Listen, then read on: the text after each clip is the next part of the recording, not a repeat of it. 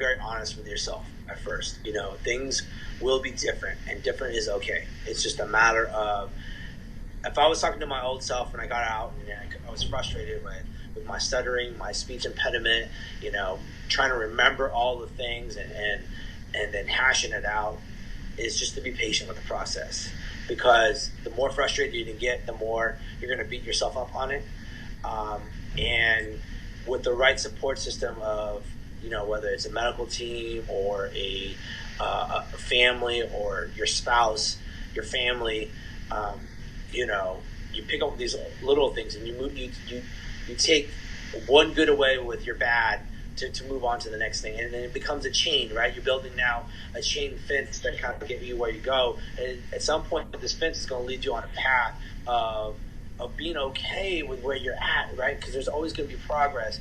Just don't beat yourself up to the point where you stop your growth, because that leads into emotional feelings, and that could lead into depression.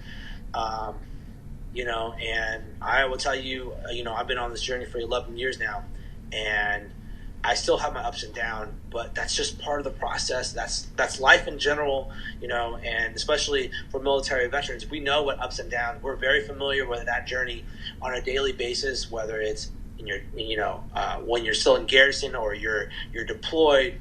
You know, those are all natural. You know, it's a natural process. To be patient with yourself. And I'm not always patient with myself. It's been 11 years. There's sometimes it gets so frustrating, I'm like, forget it, I'm done. But I'll eventually come back to it, right? We're not quitters. You know, we go back and we want to resolve what we need to resolve. And, you know, I would tell other veterans, you know, to not be too prideful. I was that prideful veteran. I don't need help from nobody.